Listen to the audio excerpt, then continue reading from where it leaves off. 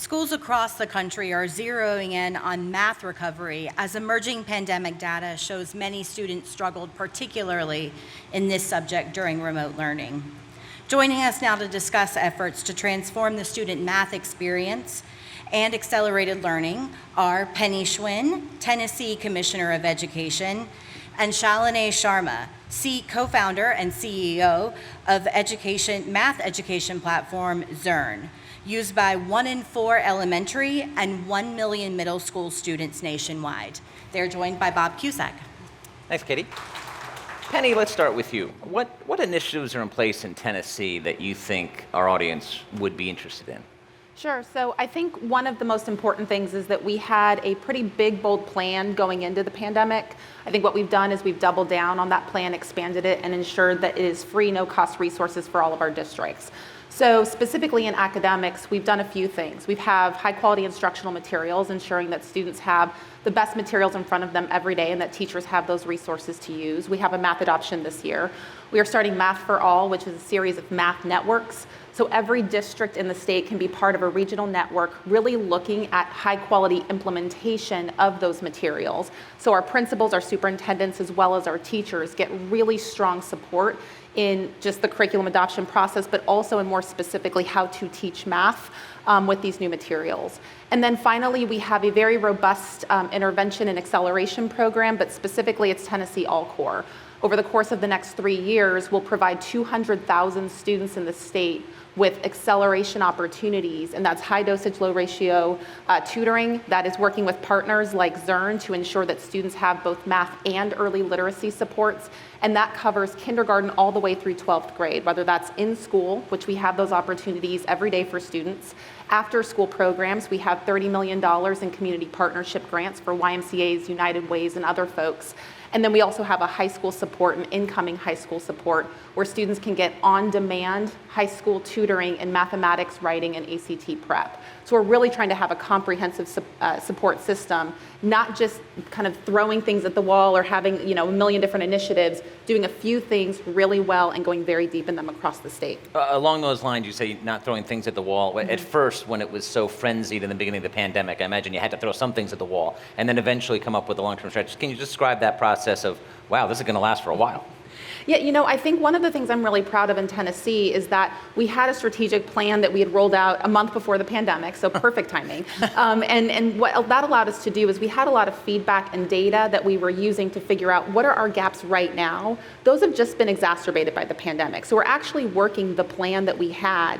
One of the things I'm also proud of is that our General Assembly, Governor Lee, our school districts, and families came together to really say, we're going to commit to these 2 or 3 bold initiatives. We're going to have policy that back them. So now there's sustainability from a policy perspective.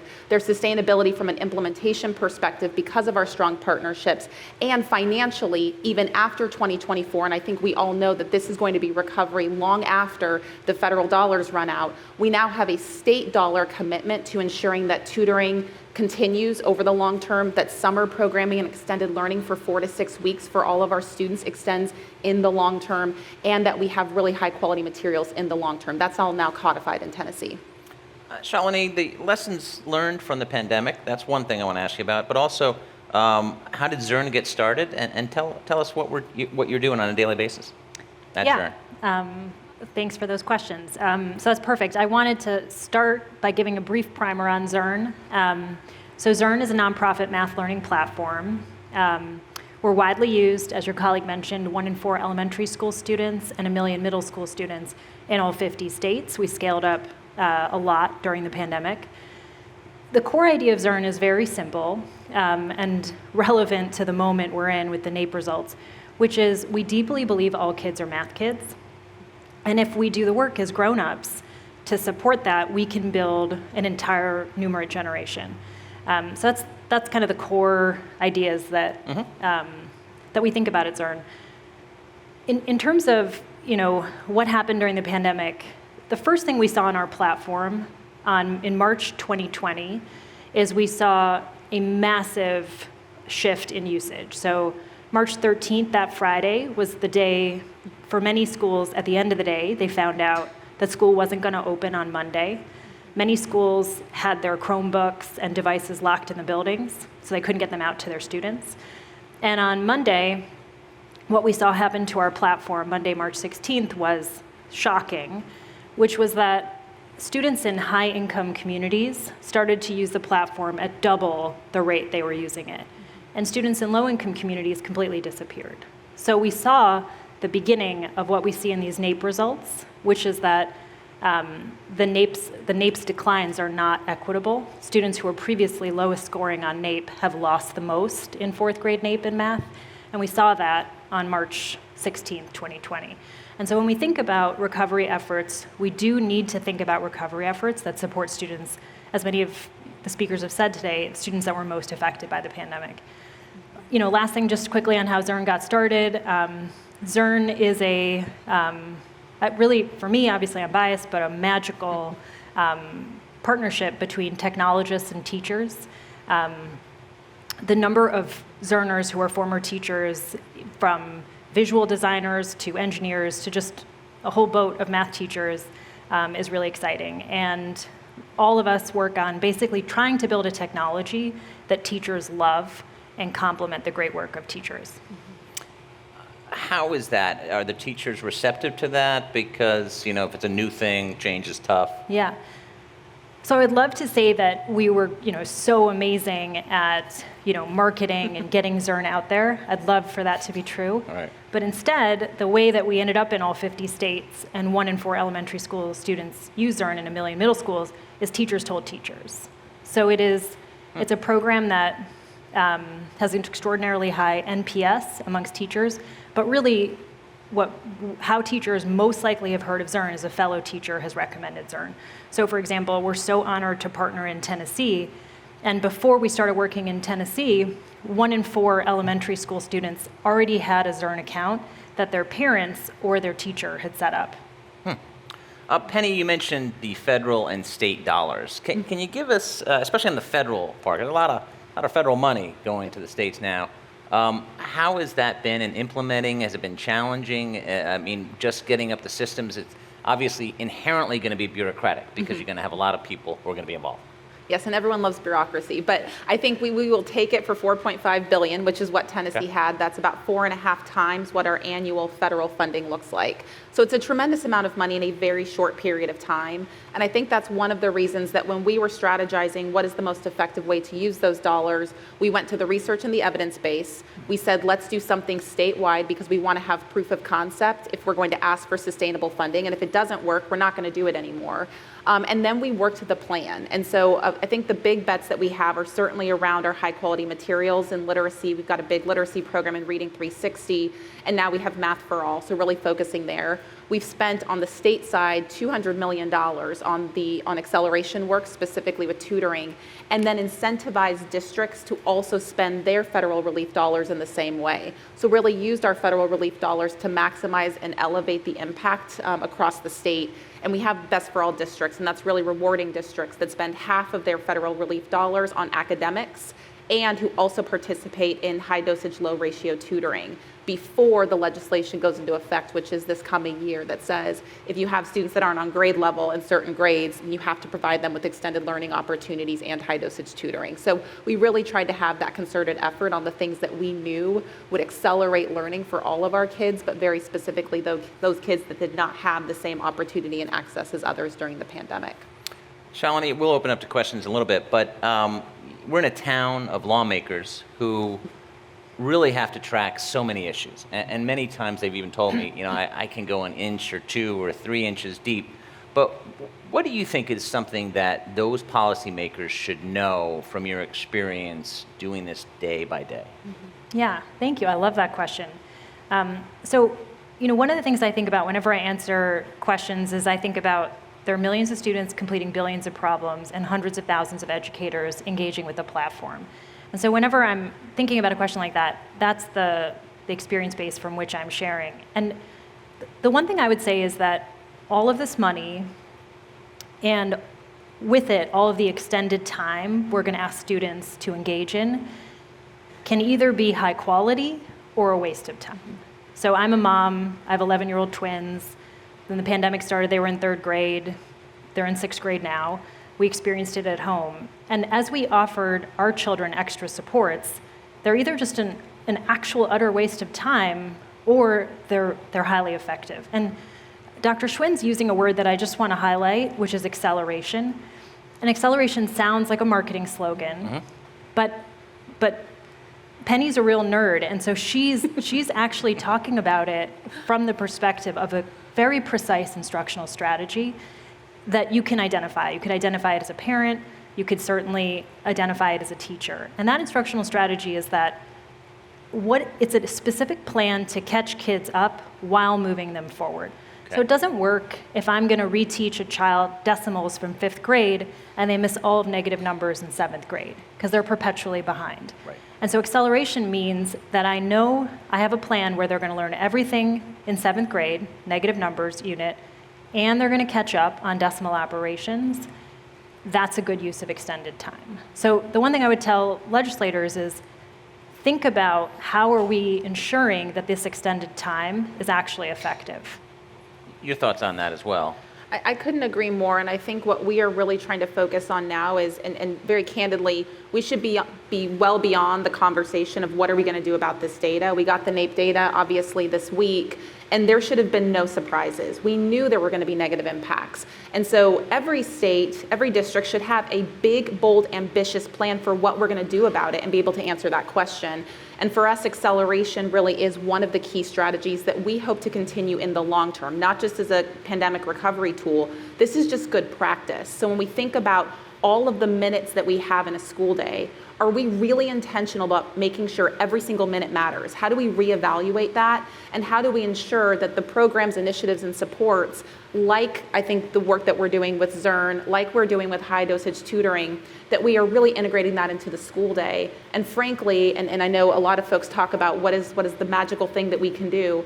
We're not going to recover if we don't have more time. Kids don't just magically get more time within the same school day. We're going to have to think about increasing minutes and making all of those minutes matter. So from, I think, a policy perspective, we're really trying to have the three-legged stool of good policy, ongoing funding. We just redid our funding formula that now supports these initiatives forevermore. And the third part is really effective, thoughtful implementation. And we need to make sure we have the supports to do that well. When you say increasing minutes, what do you mean? Because then you got to be decreasing something else minutes-wise. Yeah, so I think it's a little bit of both. I think one is, or maybe there's three. So I think one is extending the school day or school year. In Tennessee, we have now policy that extends summer learning 4 to 6 weeks for every district. So every district provides that specifically for our rising kinder through 8th grade students. And so we have that now funded by our General Assembly, and that was passed back in January of 21, really kind of advanced for kind of responding to the pandemic. And I think you also have to ensure that within your school day, you've thought about the minute. So we have something called response to intervention or intervention block. That doesn't just have to be intervention. You can actually use online programs and acceleration tools like Zearn, provide small group instruction to another group of students. So instead of having centers or independent reading or whatever else might be done, you can be really intentional about the minutes that you have. And I think the third thing that we're talking a lot about in Tennessee right now is what are on the plates of our teachers, our schools, our districts that just don't need to be there anymore? How can we remove barriers, remove bureaucracy, remove unnecessary requirements so our educators can focus on why they are in the classroom, which is to educate our kids? I actually think from a policy perspective, that is one of the best things that we can do right now. Clear the way so we can focus on acceleration and recovery. Let's open up to questions. If you have a question, please raise your hand and we'll bring a mic around to you. Thank you for being here today. Stephanie Myers with Reading Horizons. Picking up on that point and finding the moments coming out of the last couple of years, have you found creative ways to innovate time with teachers and leaders and their professional learning? I'll jump in. So what we've done, a couple of things. So I think one is we work pretty closely with our superintendents who give us a lot of feedback. Sometimes it's keep going and sometimes it's please stop, don't do that. But it's helpful. So we have for literacy, we have a really significant process where our teachers are doing 2 weeks of training. We expanded that from K through 3. Our secondary teachers actually said, we're getting kids that need a lot of support and we have not been trained in the science of reading. So we extended that. Now we have over 30,000 teachers with a 97% satisfaction rate. We're looking at implementation data, and that's looking really strong to focus on early literacy. But again, our teachers are getting additional compensation for that, and it's at a schedule that the district actually gets to choose. The other thing that we're doing is we have mandatory professional development days in our state. So we're trying to work with districts to say, here are big modules of courses and supports that might work for your district. Here are different ways to access that. And I think one of the best things that we did is we actually did a lot more teacher to teacher. So instead of it being this top-down mandatory kind of experience, it's really saying, we are going to fund it. We're going to create some structures and give you supports, but our networks are led by our school districts and by our teachers with other school districts and teachers, with our partners such as Zearn or TNTP or others that we've procured with, to say, let's help you get where you want to go. So I think the empowerment of our educators is really going to be a critical component to our success. I just would love to add one thing. The other interesting demand that we're seeing states and districts ask of partners, which I think is excellent, is anything you bring forward from a professional learning perspective needs to have a synchronous and an asynchronous component. And also finding blocks of time where can we do this in 45 minutes where teachers can log in? So trying to chunk up trainings. And so, for example, the way that we are required and excited to work in Tennessee is that all of our resources we provide synchronously, we provide live, we provide asynchronously. And I am stunned by how many Tennessee educators rewatch, which obviously we have the data for. They're wonderful. They're amazing. They are absolutely amazing. Another question? Couple in the back. AutoCAT, Alliance for Learning Innovation. So the federal government does provide some funding for education, research, and development. Would be curious, do you all feel like there's a need for more, and how do we actually then get that R&D into the hands of teachers? So in Tennessee, we are partnering with a number of universities proactively, actually, to do a lot of the studies in real time. We also, with our partners, and I think Zearn's a really great example, proactively have come and said, we want to research the initiatives that we have in your state right now. Let's not do a look back. Let's make sure we are doing that in real time. So we've got a lot of partnerships. We've reserved a certain amount of our federal relief dollars for that work. But I do think that with so much money being invested, we have a responsibility to do real-time program evaluations as well as kind of those longitudinal research studies. Yeah, same. I would say that, there are so many emerging use cases that are not necessarily what we design the technology for, not necessarily what we design the intervention for, that the pandemic forced. Even high dosage, low ratio tutoring has RCT level analysis behind it, but not exactly in the implementations that we're now putting forward, because it's just what we have to do. We have to scale fast. So I do think states like Tennessee, Texas, they're absolutely leading in doing that concurrent research.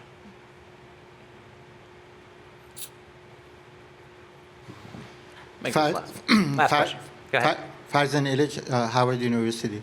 One of the reasons I think the so-called educational system is failing is because we confuse certification and education. Certification and education has nothing to do with each other.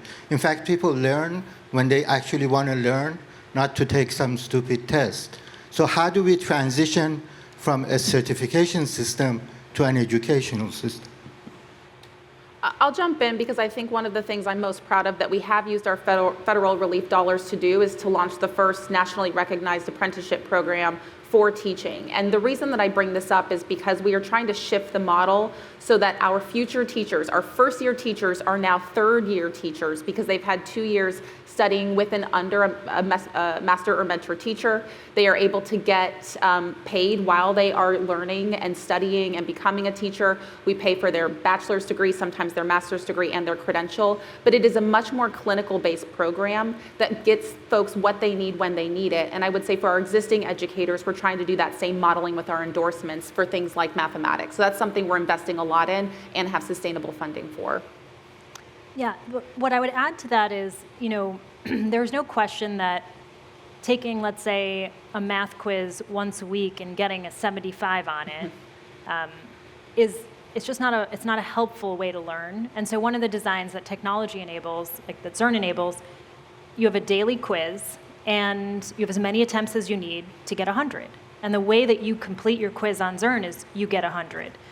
So it might take me 20 times, it might take Dr. Schwinn 2 times, but there's only 100. And so I do think we should think about, technology allows us to start to think about test taking and how we are assessing students completely differently. We have run out of time. Please thank our panel for this great discussion and great questions from the audience, I must say. I'm going to hand it back to Katie to close us out. Thank you, Bob, Penny, and Shalinee. Thank you all again for all the our fantastic guests and everyone who joined us both here in the room today and online. On behalf of the Hill and our sponsor, the Collaborative for Student Success, we'd just like to thank everyone. If you missed any portion of today's program, the full event video will be available on thehill.com shortly.